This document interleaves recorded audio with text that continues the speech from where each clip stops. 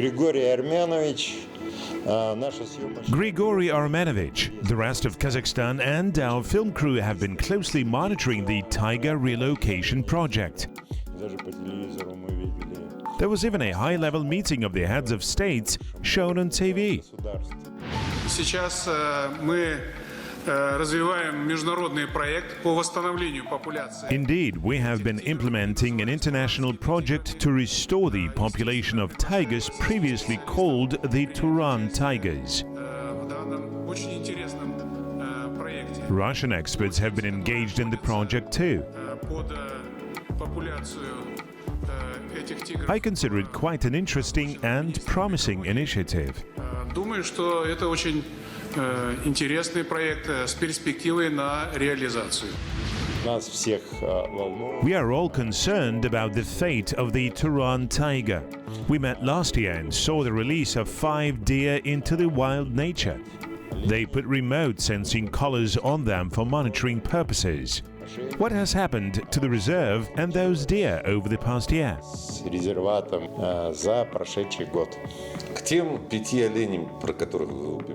In addition to the 5 deer you've mentioned, we've brought 78 more and have also released them into the wild. As of today, in the course of the past 2 years, altogether we have released about 100 deer, including the ones that you have mentioned. Several fawns were born during that time. We are also planning to bring another 120 deer. In addition, we have been actively feeding our wild boars and roe deer. We have been providing them with some extra feed every winter, and this allows the baby deer to survive. Thus, the overall number of ungulates has been growing. Harsh winters are quite often in the southern Balkhash area. Regular extra feeding saves young boars from starvation and helps Tugay deer adapt to their new habitat.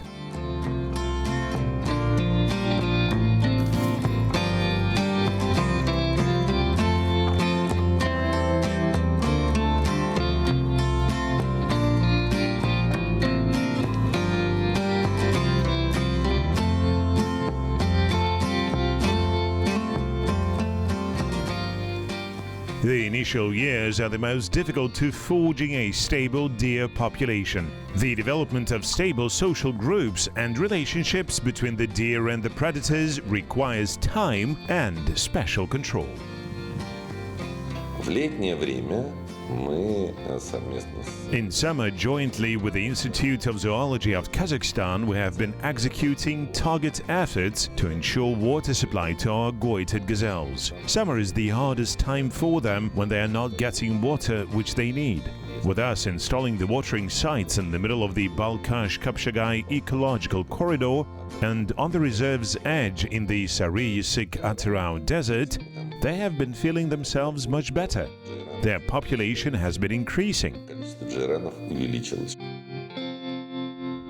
According to literature, in the second half of the 20th century, a stable goited gazelle group of about 3,000 animals used to inhabit the Taukum and Sary-Yasik-Atarau sands.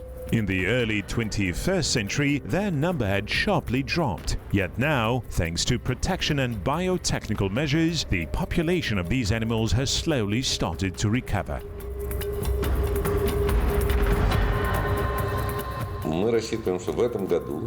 We hope that this year, jointly with the UNDP, we will launch the relocation of kulans from the Altyn to the Ile-Balkhash reserve thanks to the financing under a related project. We have already built the open-air cage and have been waiting for the UN development program to sponsor the actual transportation mission.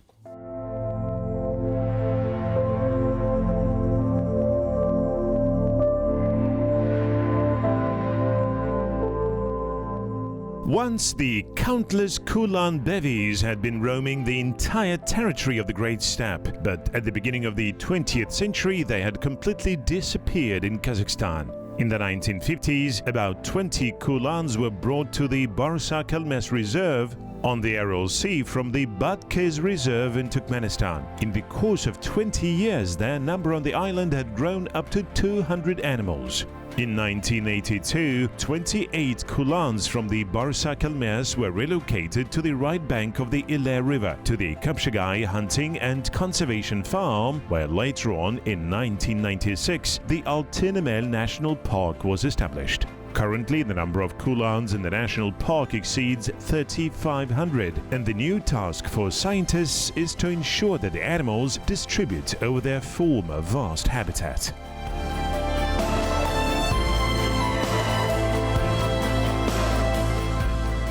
Это то, что касается территории и увеличения числа копытных. This is regarding the habitat and the increasing number of ungulates, as well as the overall changes in the southern Balkhash area. The reserve is operating as it should. Our rangers are patrolling the reserve's premises. Our science unit has signed several agreements with the Institute of Zoology and the Institute of Geography and Water Safety of Kazakhstan. The necessary research efforts are underway in order to ensure that by 2024-2025 everything is ready to welcome the striped cat. Большой полосатой кошки. All year round, the reserve's protection and science units are collecting information about animals, their numbers, spatial distribution, seasonal migrations, and relationships with predators. For this purpose, visual observations and photo traps, remote sensing collars and drones are used. The data obtained from one source is supplemented with and verified based on the information gathered by other means. In addition, twice a year in the fall and in late winter, special missions comprising the authorized representatives of the National Ministry of Ecology and Research agencies hold scheduled state inventories.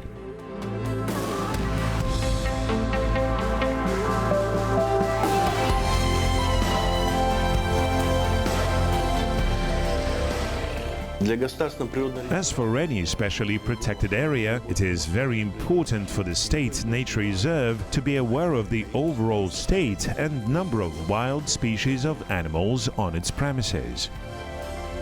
The first thing to do is to map out the accounting routes and form special groups of zoologists and park rangers in the park's office.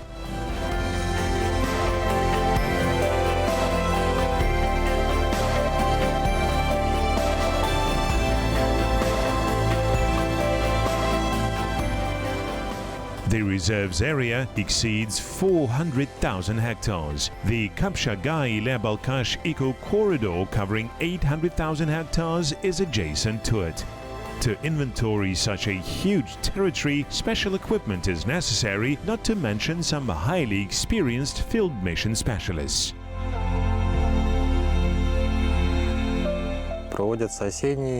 We conduct fall accountings of wild animals and birds, like the Bukhara deer, roe deer, wild boars, foxes, wolves, pheasants, and grey partridges. The missions are carried out jointly by the representatives of the Institute of Zoology and the regional Territorial Forestry and Animal World Inspection.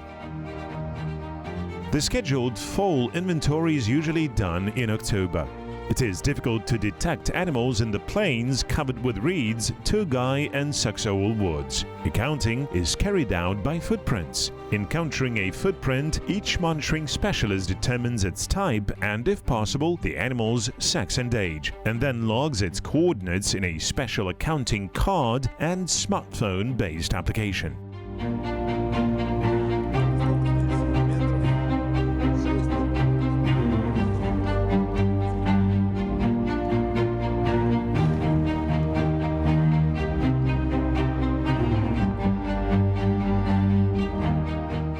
In the evening, the data collected is downloaded to a computer and analyzed, although the final tabletop processing will be carried out later in the city.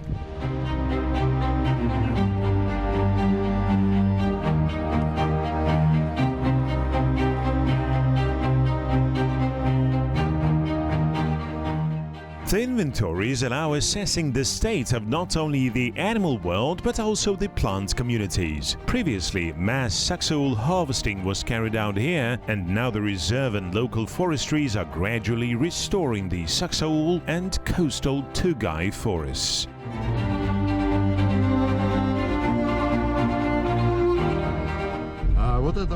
This is what carpet saxaul logging leaves behind: a dead field.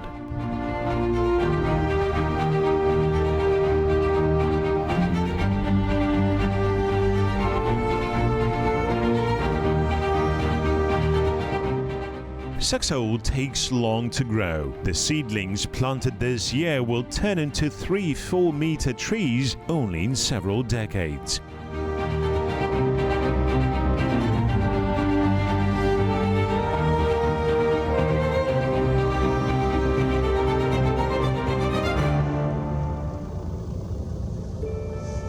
Winter, spring, follow-up accountings are executed over the stable snow cover. It is much easier to detect animal footprints, but extreme temperature, vast space and snowdrifts create additional difficulties, the only way to cope with which is with the help of special equipment and experienced expedition participants. Although it's minus 30 degrees Celsius outside, it's quite cozy in the hardtop canopy all-terrain Kamaz truck.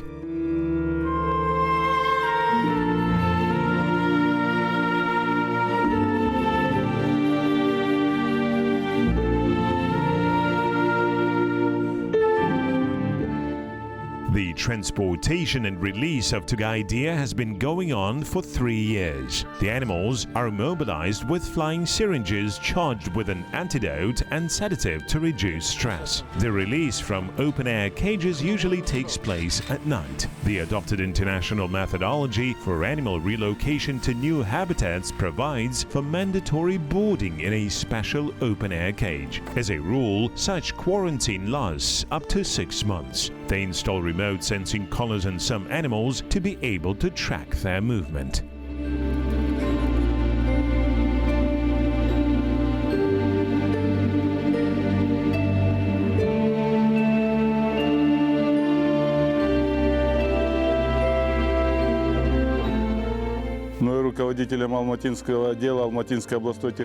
Your obedient servant, the head of Almaty Regional Territorial Inspection, jointly with the representatives of the Institute of Zoology, the World Wildlife Fund, and Deputy Director of the Ile-Balkhash Reserve, released the deer into the nature. Today we have the largest release ever, 61 animals. We have already conducted 2 releases previously.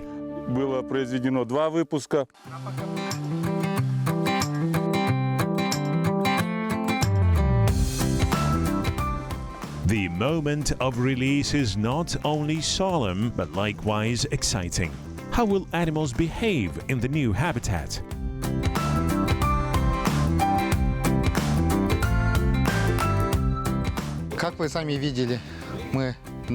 You are currently observing the soft release of the Bukhara deer. We have already released them twice into their natural habitat. Soft release is a scientific term. To avoid traumatizing animals, the staff quietly open the open-air cage gates, and the animals, as a rule at night, start gradually going outside the fence.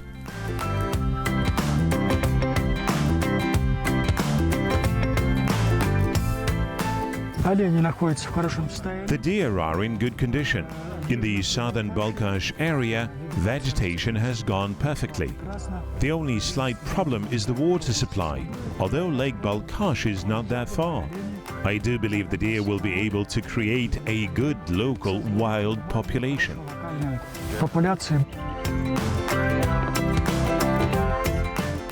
Tonight, the deer will be surprised to discover a huge world waiting for them outside the fence, full of excellent pastures, but also threats. From this day on, these magnificent animals will have to counteract predators on their own.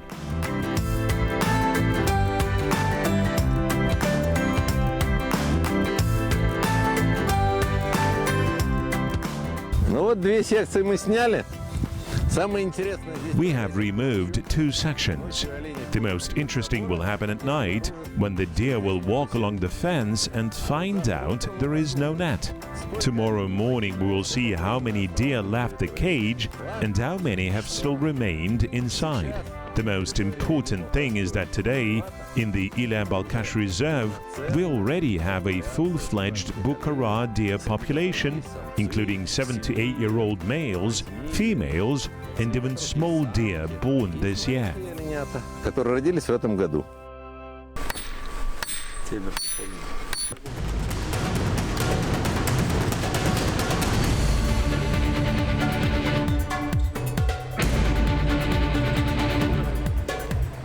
Opposite to the cage exit, they put out hay, but the deer are still not rushing to leave the usual environment. At night, the boldest take a few timid steps towards the fodder.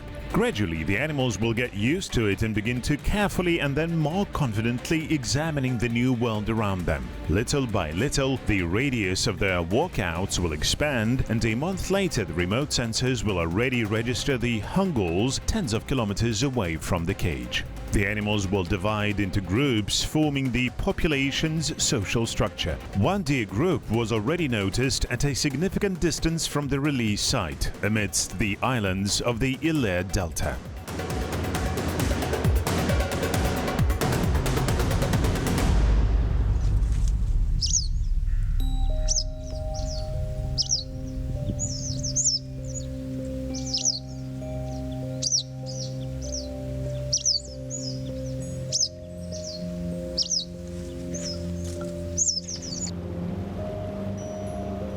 The reserve includes both desert and wetland areas, the coast of Lake Balkhash and parts of the Ile River Delta. In addition, the reserve staff are also protecting 2 large reserves in the Ile Delta, the Balkhash and Karoy, totaling about 1 million hectares. Whereas any economic activity is prohibited in the reserve's core zone, hundreds of fishing and tourist sites and farms are located across the reserves.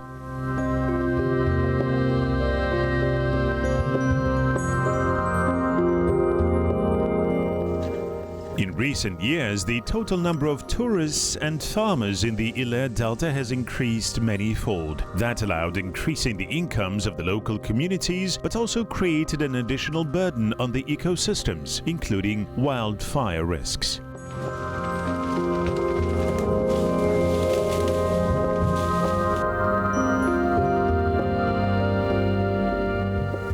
В этом году очень много.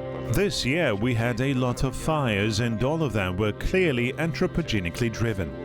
For example, when fishermen go ashore from their boats and leave unattended bonfires or, say, matches. It can be anything.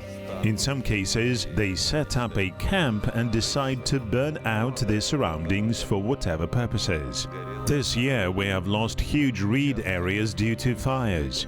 To comfortably live all through the winter, a boar needs a lot of reed thickets. This is where the boars actually live and organize their so-called daytime beds or jataks. This is where they collect their feed as well. In case the reed burns, like it has happened this spring, it doesn't have enough time to regrow sufficiently so that wild boars have enough space for wintering. This is what the experts of the World Wildlife Fund and the reserve's zoologists are most concerned about now. It's clear that this winter it will be very hard for the boars living here to find good marshy thickets to survive the winter. We will definitely provide them with some extra feed, we'll try helping them, but vast and thick reed thickets are most important. Thus we need to do everything to avoid such wildfires. И таких пожаров быть не должно. The reserve's core zone, where any economic activity is banned, is surrounded by the so-called cooperation zone, where local farmers are involved in nature conservation efforts and in turn receive some benefits from collaborating with a specially protected area.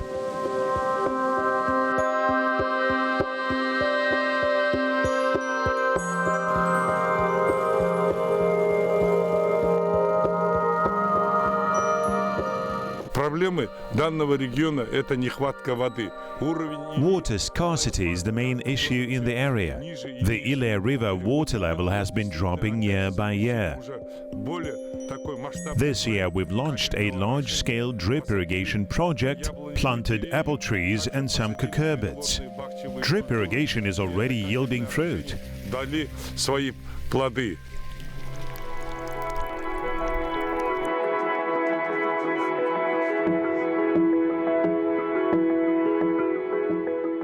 The local farmers have started installing drip irrigation systems due to the falling Ile River discharge. In addition, we have planted about 1,500 fruit tree seedlings as well as cucurbit and garden crops in the local villages. On my personal behalf and on behalf of my fellow villagers, allow me to express gratitude to the organizations that have helped us in achieving all this.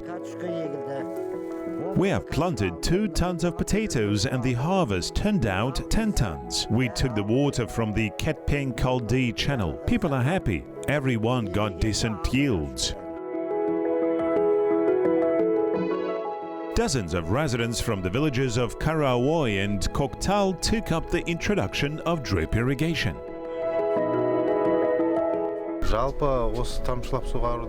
Generally speaking, we need to expand drip irrigation deployment to cover all the irrigated land, including our watermelon and melon plantations. It works perfectly and allows saving tons of water. We definitely need to expand the coverage. In the future, we do plan to increase the area under drip irrigation. For instance, the land under cucumbers, melons and watermelons. This method is extremely effective. Our this year's yield is the best evidence that it does work.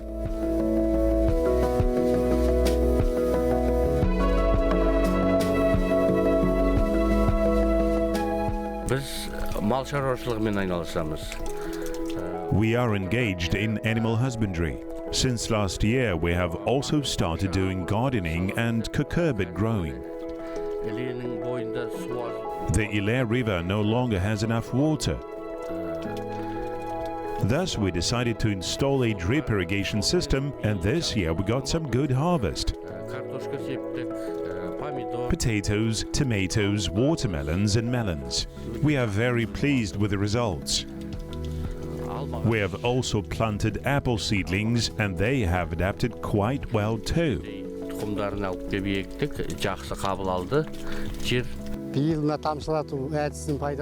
This year we started using drip irrigation for growing our fruit trees. In addition, it is suitable for growing melons and vegetable gardens. It does save a lot of water. We intend to continue using this watering technology in the future.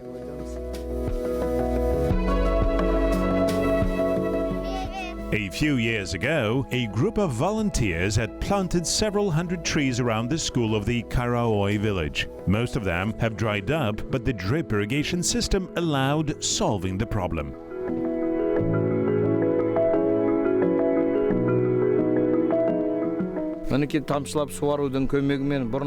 Look, the trees that we had planted earlier had never grown this big. And now, thanks to the drip irrigation system, they are vegetating much better.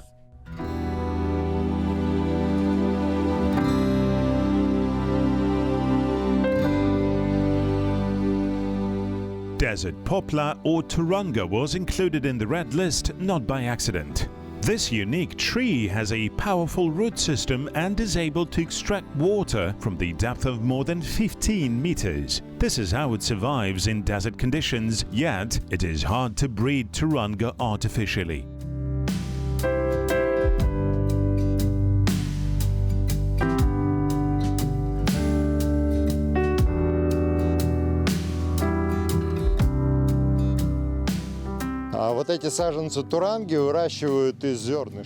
They grow turanga seedlings in special pots until they reach a certain size, and then transfer them to open ground.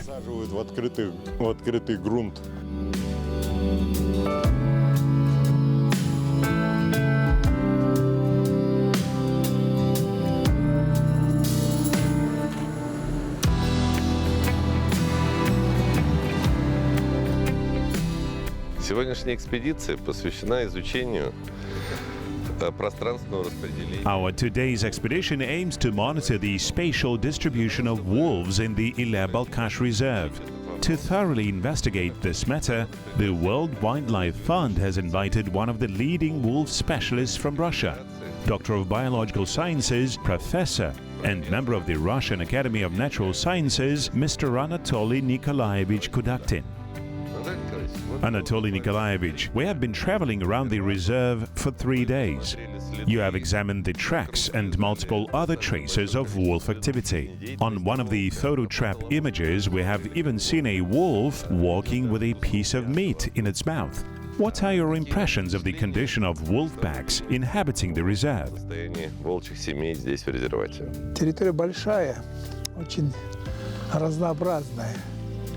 The territory is quite large and diverse. И, в общем-то, все Extremely diverse, I should say. The habitats where different animals live are also very different. пустыня, есть приморская. Reeds, desert, coastal sections. There are also large dry playa sections. Какую свою, что условия для жизни животных There's a bit of everything here. The conditions for the life of animals are quite extreme, I must say. Our expedition allowed revealing some patterns in terms of distribution of both wolves and their prey. Where there are reed thickets and there's food for wild boars, gerbils or say hares, there will definitely be wolves. Присутствует заяц, талай, там есть волки. Самое-то оказалось интересное то, что волки The most interesting insight is that local wolves are clearly tied to the groups of wild boars and small mammals. The express nutrition analysis, based on feces, points to the fact that wild boars, hares and gerbils constitute the main 3 components of wolves' diet locally. Due to the different age of the feces examined, we can assume that in winter wolves prefer wild boars, and in summer they eat a lot of small animals like hares and gerbils. животных типа зайца и песчанки. The hare population has been always demonstrating significant fluctuations. 2 years ago there was a lot of them, yet this year their number got much smaller. В этом году зайца меньше. This year, judging by the tracks and photo trap images, there is indeed fewer hares. The wolf packs are dominated by the last year's wolflings. This year's generation is quite small. This natural auto-regulation is generally manifested in all wolf populations. Проявляется во всех популяциях волка. In early winter, when the wolf mating season begins, the settled and newly arrived wolf packs will start competing for territory and feed resources. Это очень интересное будет наблюдение, и я думаю, что на следующий год This will be a very interesting observation, and I do believe that next year the number of wolves will not grow, for the only reason their main summertime food, hares, are too few, and wild boars will simply be not enough to feed the wolflings. A new wolf group consisting of 1 or 2 families will start forming exactly where they have been releasing the deer. And these wolves will be specializing on deer, although now wild boars represent their dominating prey. They will master a new type of hunting. We have 2 options here, either taking measures to protect the deer or allowing the populations themselves to cross-self-adjust their relationships and populations. вмешательство по спасению оленей.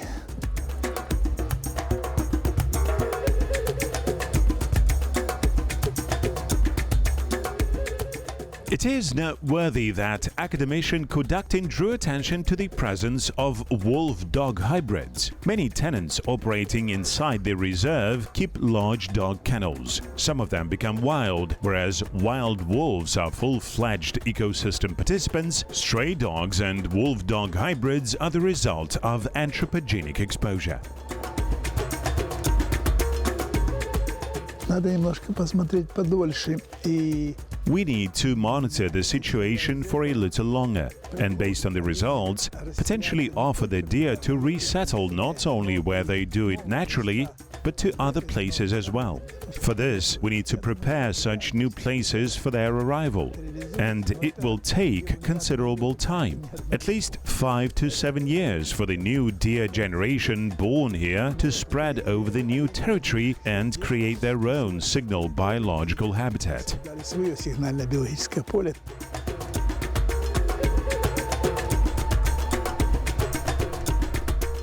What did the wolf do? It ate a ball. Anatoly Nikolaevich has proposed an interesting way to study the wolf's social behavior. What will happen if you cover a marker point left by one wolf pack with the feces of another pack?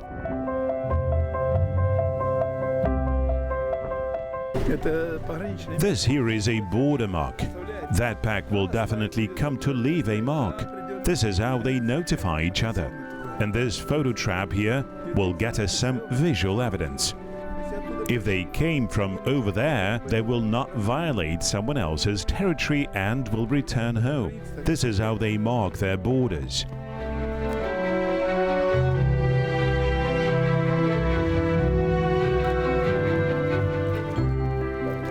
We have installed a photo trap here to photograph how wolves will react to the mark that we have left here. What will the photo trap capture? Will the two packs, acknowledging the border division, peacefully disperse across their plots or wage a war between themselves for territory?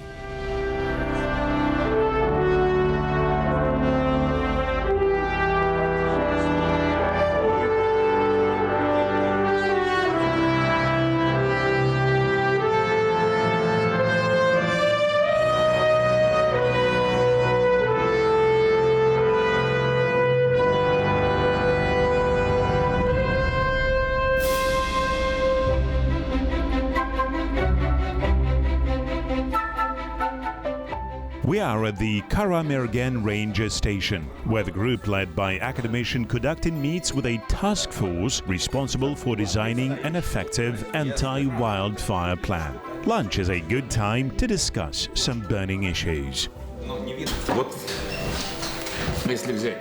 If you take 90 degrees, then the fire most likely will distribute across this opening here in patches. This is why the northernmost of them can be seen along this line.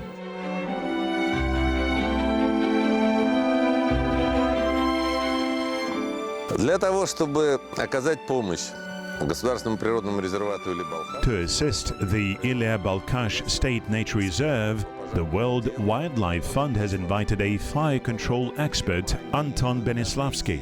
Anton has worked in Germany, Indonesia, Cyprus, the Far East, and most importantly in Astrakhan, where wildfires are exactly the same, reed-based, and the area is very similar too.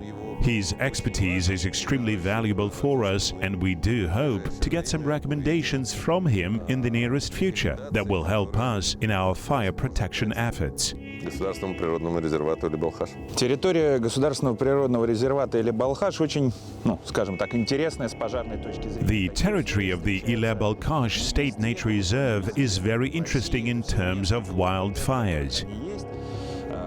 Such a combination of conditions is hard to find. In Russia, there are just a few protected areas with a similar setting. Grigory has mentioned my experience of working in Astrakhan relevant here. As any protected area, the reserve has a fire security system designed to extinguish wildfires. Yet some of the local special conditions will require additional target measures. What is so special about the Astrakhan wildfires? There they have a network of observation towers as well as special portable equipment such as blowers. They are most effective in fighting reed fires. Instead of heavy fire engines, they use light vehicles. Even the special forest fire engines, generally lighter than the conventional urban fire engines, are too heavy for these soils and are not suitable for local conditions. A reed wildfire is swift. It generates a lot of heat, moves at high speed and covers large areas very quickly. Anton, you've mentioned the blowers. Can you explain how they operate and how to use them to extinguish 4 or 5 meters tall flames? That's a lot, right?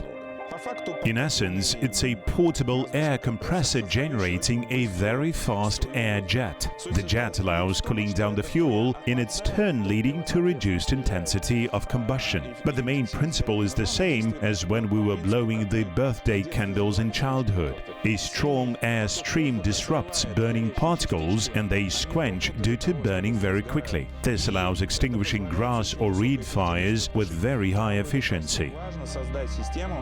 It is also important to set up an early fire detection system comprising highly mobile and effective firefighting groups. We have tested this model in Astrakhan.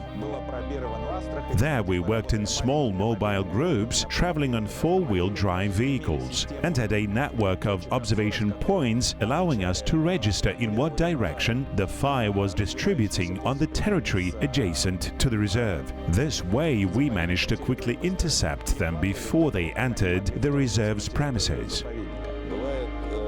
There are huge reed fields which you can drive up to.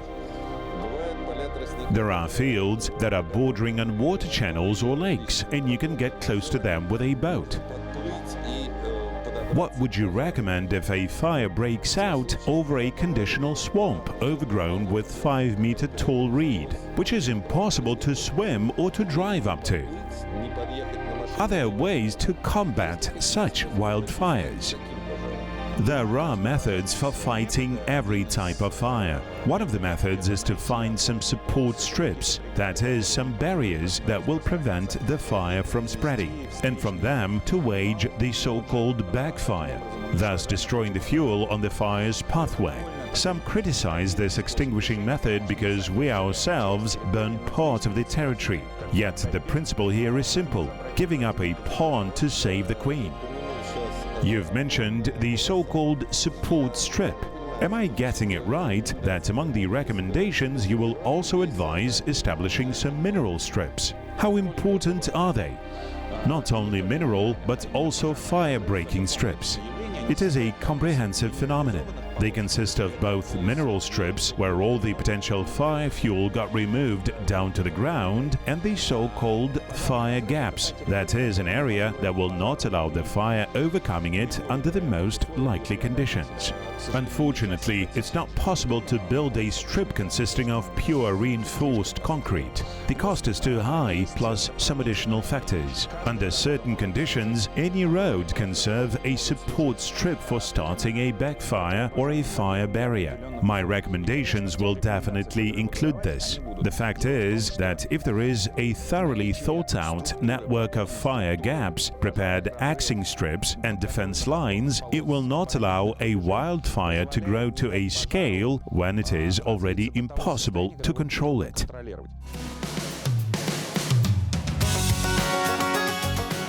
Our yet another expedition is over, and it is time for us to return to the city and take stock.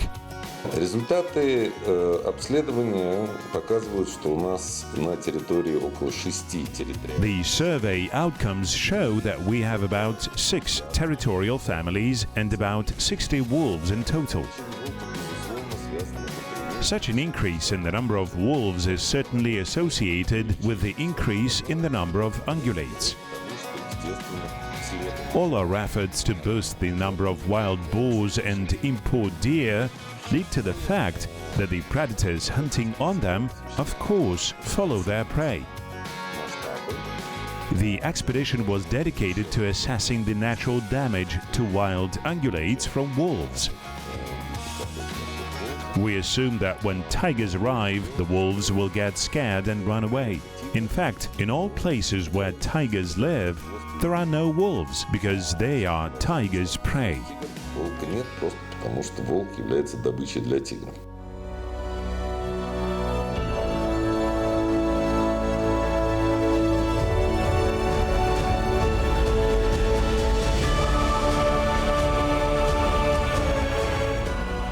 We hope it was not our last expedition jointly with the scientists to the southern Balkhash area. In the near future, they plan to relocate Kulans, and we do very much hope to observe this process and show it to you, our dear viewers. Follow us in the social media as well as on the Kazakh TV's YouTube channel. Till next time.